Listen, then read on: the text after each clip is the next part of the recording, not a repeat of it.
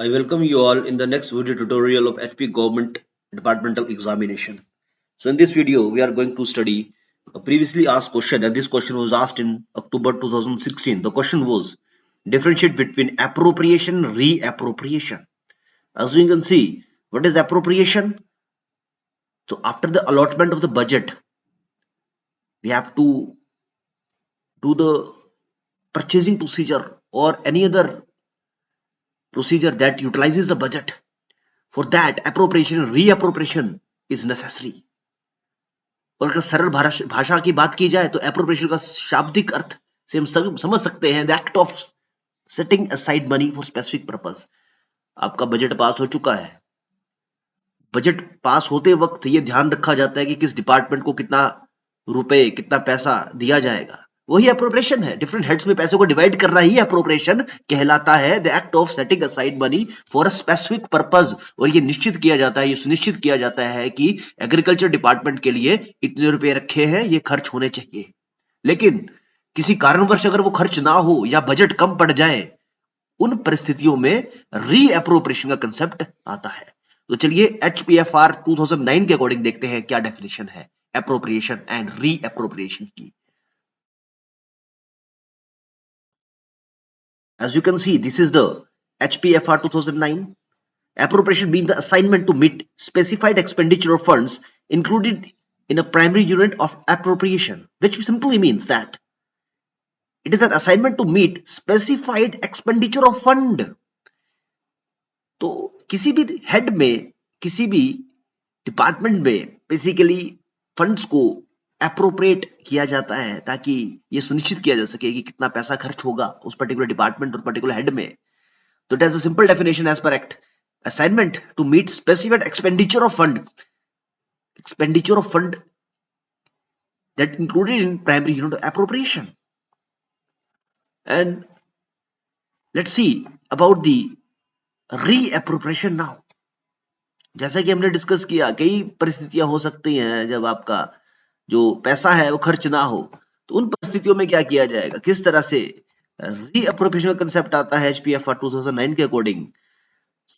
तो मान लीजिए आपको पैसा दिया गया एक हेड में, आपको बताया गया कि आपको इस इक्विपमेंट की परचेसिंग करनी है, लेकिन आप ये नहीं कर पाए या आपके पास पैसा बच गया। तो अगर आप नहीं कर पाएंगे तो आपको नेचुरल सी बात है डिपार्टमेंट से पैसा मांगना पड़ेगा। और ये भी हो सकता है कि आपने इक्विपमेंट की परचेसिंग तो आप नहीं कर पाए, लेकिन जो केमिकल्स थे अपने अपने लैब के लिए उसमें कुछ पैसा पड़ा है। तो क्या हम उस केमिकल वाले हेड से पैसे को ट्रांसफर करके इक्विपमेंट में खर्च सकते हैं? तो उसी को हम रीअप्रोप्रिएशन बोलते हैं। फंड्स को इधर उधर करके बेसिकली अगर एक हेड में पैसा बच जाए तो दूसरे हेड से निकाल के with prior permission of the department, याद रखिए अपने आप नहीं कर सकते डीडीओ इसको। तो let's see, subject to the instruction issued and such other general specific restriction as may be imposed by the finance department in this behalf. No appropriation of funds shall be made without the prior approval of the finance department. Very important line. No appropriation or no reappropriation of funds shall be made without the prior approval of the finance department. It is necessary to got the approval. Reappropriation of fund may be made with the approval of the finance department, okay, only when it is known or anticipated that appropriation for the unit from which funds are to be transferred cannot be utilized in full, or that saving can be effected in the appropriation for the said account. तो ये ध्यान में रखा जाता है कि अगर हम रीअप्रोप्रिएशन कर रहे हैं तो एक डिपार्टमेंट से दूसरे डिपार्टमेंट में या एक हेड से दूसरे डिपार्टमेंट में जब भी ये पैसा हम ट्रांसफर करेंगे, फंड्स ट्रांसफर करेंगे, तो कुछ विशेष बातों का ध्यान रखा जाता है कि उनको जो यूटिलाइजेशन है वो प्रॉपर हो सके।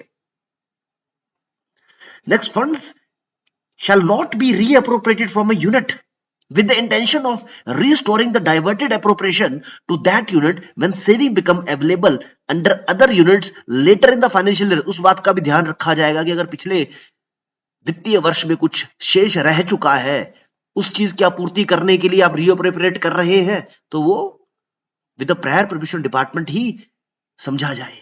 लेकिन ऐसा नहीं है कि जानबूझकर आपने रीअप्रोप्रिएशन की है। मान लीजिए किसी डिपार्टमेंट में आपको आपने अपनी गलती की वजह से डिपार्टमेंट से, सरकार से पैसा कम मांगा गया और आपने क्या किया, दूसरे डिपार्टमेंट दूसरे हेड से उसमें पैसा जानबूझ के ट्रांसफर कर दिया करने की कोशिश की, उस अवस्था में रीअप्रोप्रिएशन नहीं होगा।